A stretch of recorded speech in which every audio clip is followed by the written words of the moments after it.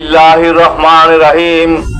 আজকের এই বিক্ষোভ মিছিলের সম্মানিত সভাপতি ঢাকা জেলার আমির জননেতা মাওলানা দেলোয়ার হোসেন, উপস্থিত ঢাকার জেলা রাজনৈতিক সেক্রেটারি জনাব হাসান মাহবুব মাস্টার সহ জেলা এবং থানা নেতৃবৃন্দ, সংগ্রামী ভাইয়ের, অবৈধভাবে সেই ফিলিস্তিনিদের ভূমি দখলকারী, জবরদখলকারী ইহুদি রাষ্ট্রের নামে সেই ইসরায়েল কর্তৃক তারা দীর্ঘদিন ধরে সেই ফিলিস্তিনিদের জায়গা দখল করে ফিলিস্তিনি মুসলমানদেরকে এবং গাজার মুসলমানদেরকে তারা নির্বিচারে হত্যা করছে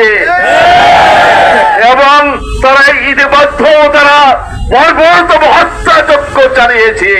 শিশুদেরকে হত্যা করছে, বৃদ্ধদেরকে হত্যা করছে, সকল স্তরের মানুষকে তারা হত্যা করছে।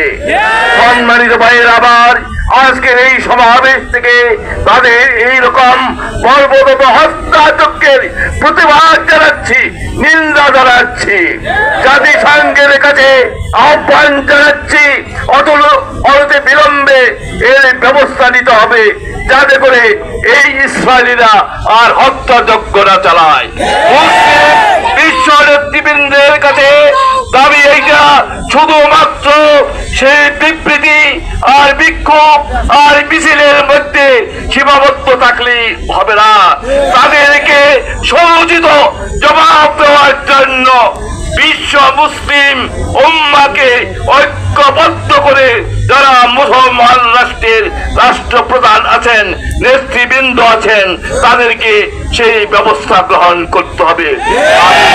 সেই আহ্বান জানিয়ে আমি আমার বক্তব্য এখানে শেষ করছি। আসসালামু আলাইকুম।